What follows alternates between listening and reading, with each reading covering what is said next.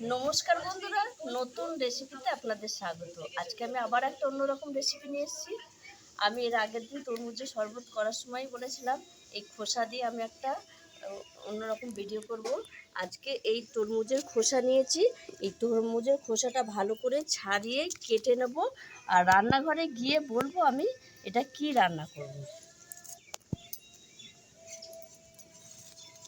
এইভাবে আমি খোসাগুলো ছাড়িয়ে নেব। তরমুজের খোসা সব ছাড়িয়ে নিয়েছি। এবার আমি এই কুচি কুচি জিরি জিরি করে কেটে নেব। এইভাবে সব খোসা আমি কেটে নেব। এই দেখুন বন্ধুরা, এরকম কুচি কুচি করে সরু সরু করে এই যে এইভাবে আলু ভাজার মতো কুচি কুচি করে কেটে নেব।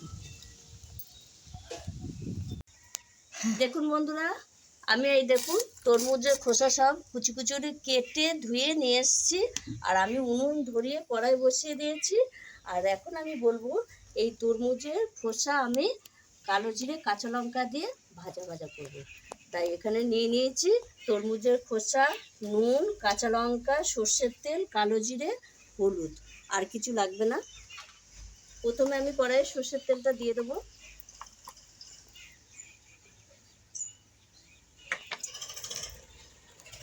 ফোড়নে দিয়ে দেবো কাঁচা লঙ্কা,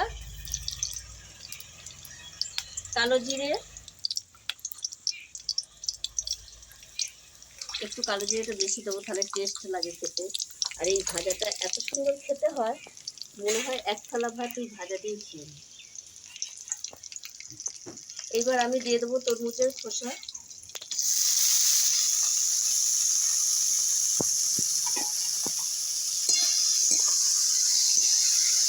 একটু নেড়ে চেড়ে নেবো, দিয়ে আমি নুন হলুদ দিয়ে দেবো। এইবার দিয়ে দেবো আমি স্বাদ মতো নুন,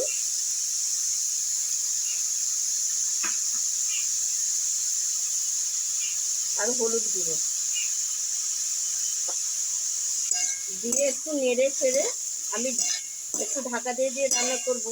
কারণ এটা তরমুজের খোসা তো একটু শক্ত শক্ত থাকে। আর একটু ঢেকে ঢেকে একটু সামান্য জল দিয়ে দেবো।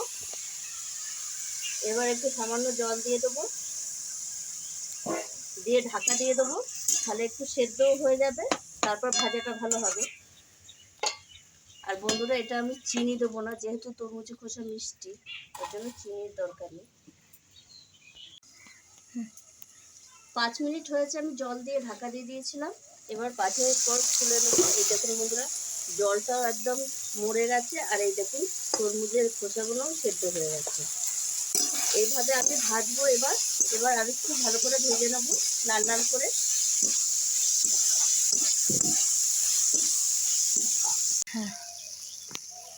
দেখুন বন্ধুরা, আমার তরমুজের খোসা ভাজা হয়ে গেছে। এবার আমি নামিয়ে দেবো। এই দেখুন কত সুন্দর হয়েছে। এই ভাজাটাই মনে হবে এক থালা ভাত খেয়ে নেব। আপনারাও একবার বাড়িতে এইভাবে তরমুজের খোসা ভেজে খেয়ে দেখবেন, তারপর আমাকে কমেন্টে জানাবেন যে কেমন হয়েছিল। এবার আমি নামিয়ে নেব।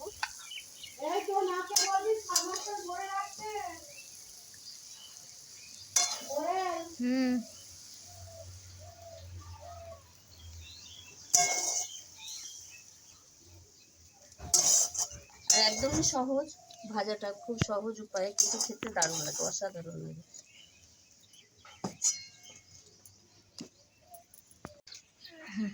দেখুন বন্ধুরা, আমি খুব সহজ উপায়ে তরমুজের খোসা ভাজা দেখেছি। আর এখন যা প্রচণ্ড গরম পড়েছে, এরকম হালকা হালকা রান্নায় খুব ভালো লাগে খেতে। আর আপনারাও এইভাবে একবার তরমুজের খোসা খেয়ে দেখবেন। ভালো লাগলে আমাকে কমেন্টে জানাবেন। আর আমার এই ভিডিওটি যদি আপনাদের ভালো লেগে থাকে, তাহলে লাইক করবেন, শেয়ার করবেন, সাবস্ক্রাইব করবেন। আবার দেখাবে আগামী ভিডিও।